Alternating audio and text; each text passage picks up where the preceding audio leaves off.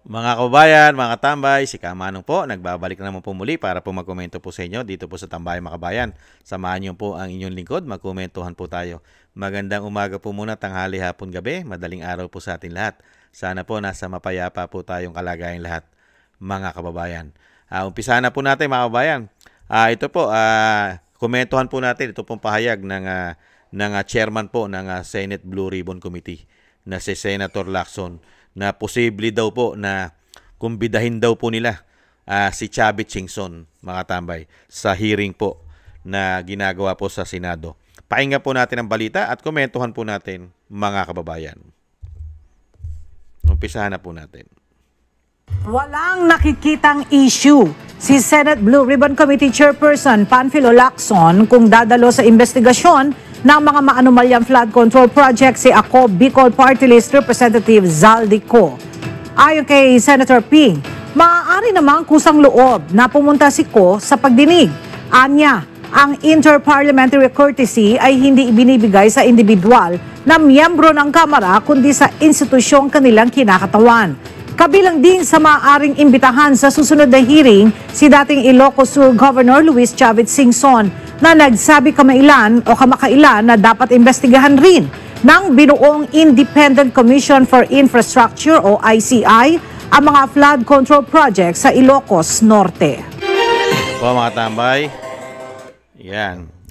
Yung kay Zaldico po, malabo po yung mga tambay dahil meron po silang rules o sinasabing tradisyon na hindi pwedeng basta-basta po ang mga senador at congressman ay po pwede po silang tumanggi na pumunta dahil sa kanilang tradisyon, mga kabayan. Kaya po yon, malabo pa po yon. Kahit kung bidahin po nila si Zaldico, ay nakisaldico po yon dahil meron silang tradisyon kung pupunta siya o hindi.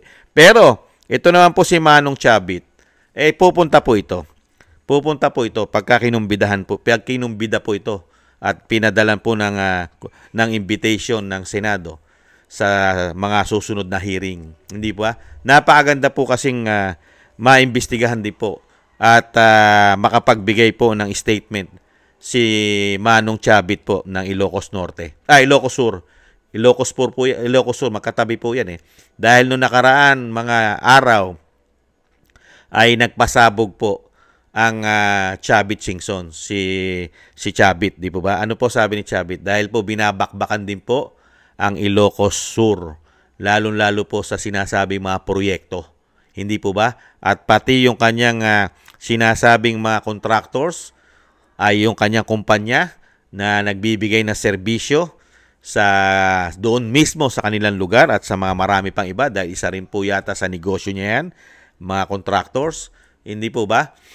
Ay doon din po niya pinasabog na bakit ang Ilocos Sur ay pilit na iniimbestigahan o nilalagyan ng issue samantalang mas marami ang naging proyekto di hamak ng Ilocos Norte at ang mga diskaya rin ang karamihan daw pong nakakuha ng proyekto sa mga Marcos, lalong-lalo po sa mga congressman.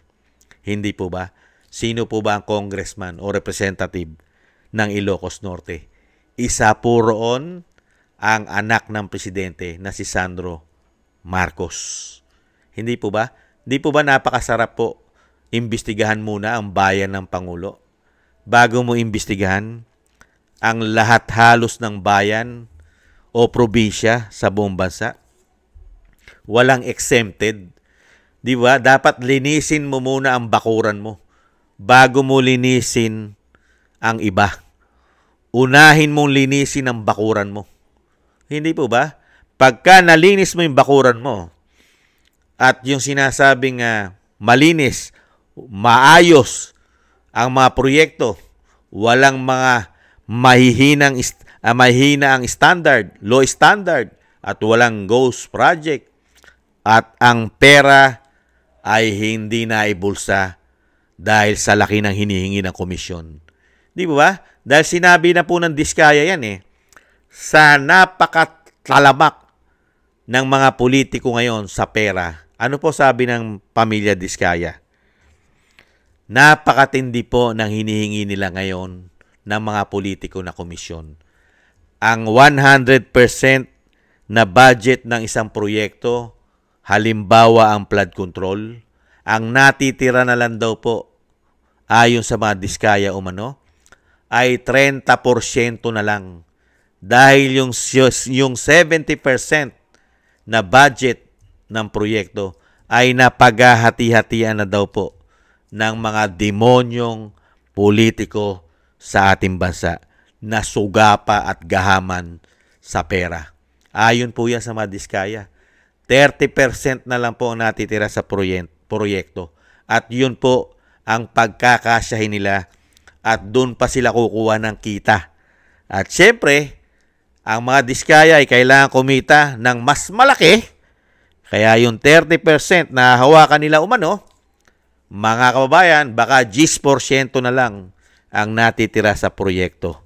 Kaya napakahina na po ang mga proyekto na ginagawa ng mga contractors. Kaya kung sasabihin mo, hahabulin mo po ang mga contractors dahil sila yung korap at magnanakaw sa ating bansa, katarantaduhan po yon. Dahil mas unang magnanakaw ang mga politiko at tauhan sa gobyerno. Nahandyan ang DPWH, nahandyan pa ang mga COA, hindi naman lahat, mailan-ilan. At syempre po, ang mga nasa DPWH, lalong-lalo po yung matataas na po dyan, mga secretaries, undersecretaries, at yung mga district engineer, mga engineer dyan, hindi po ba ay nalalagyan po yan o sinasabing kumukomisyon din yan. Kaya po yung sinasabi nga po natin, napakasarap po na si Manong Chavit po ay kumbidahin dyan nang mailatag niya po at masabi po at mabunyag po ang hawak-hawak niyang mga dokumento. Kasi po nung pinasabog niya po na dapat unahing imbestigahan ng Ilocos Norte, meron po siyang mga hawak na dokumento at nahandun po yung mga proyekto na mismo ang mga diskaya ang nakakuha. Sa kanila po in-award. Hindi po ba? Kaya napakaganda po yan. At sana po ay totohanin po yan ni Senator Lacson na bigyan po nila yan ng imbitasyon. Huwag lang po sana sa media dahil po media mileage lang. Hindi po ba? Pero mga kabayan, siyempre, pagka naman po nag-imbestiga, ay ang ICI.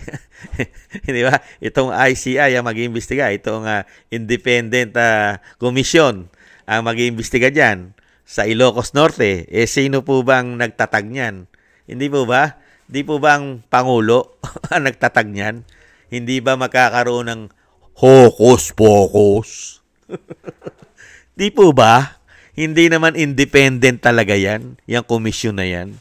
Hindi po ba? Sino po ba ang susundin yan? Pagka sinabi ng Pangulo na, gawin mong malinis ang Ilocos Norte. Hindi po ba? At syempre, mga kabayan, nangyayari naman po yun. Bago nila imbestigahan ang Ilocos Norte, ay yung mga ghost project doon ay ginagawa na nila.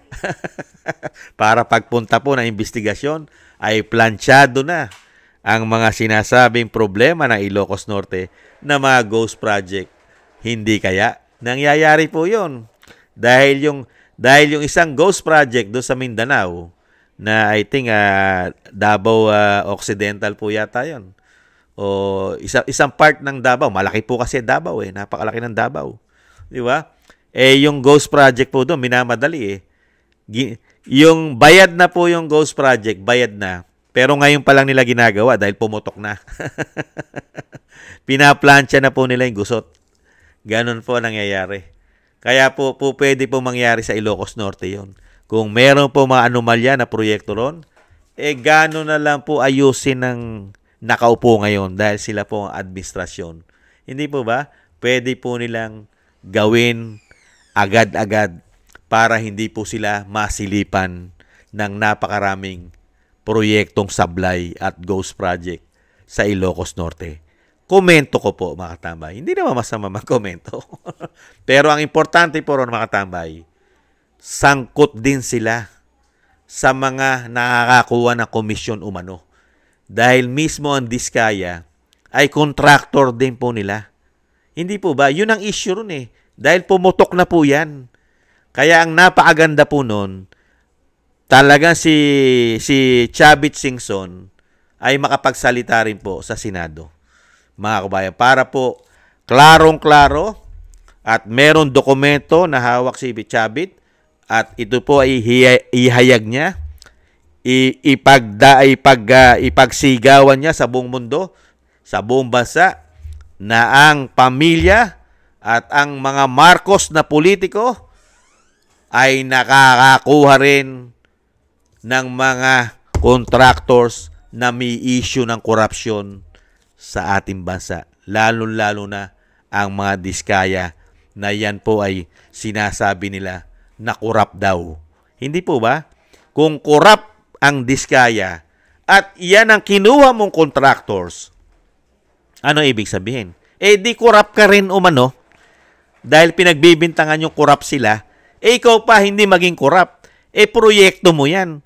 Sa inyo lang sila kumukuha ng proyekto. Hindi po ba?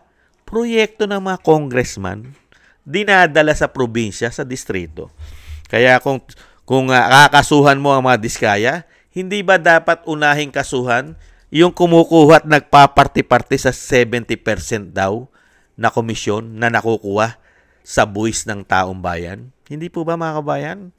Kaya hintayin po natin, mga kabayan, ang pagdating po ni Manong Chavit, mga kabayan, sa Senado. Ang kailangan lang po natin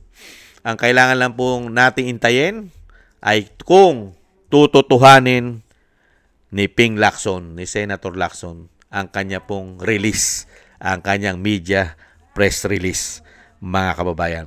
Maraming salamat po sa gusto po na ating tambayan, mga kabayan, sa YouTube at TikTok.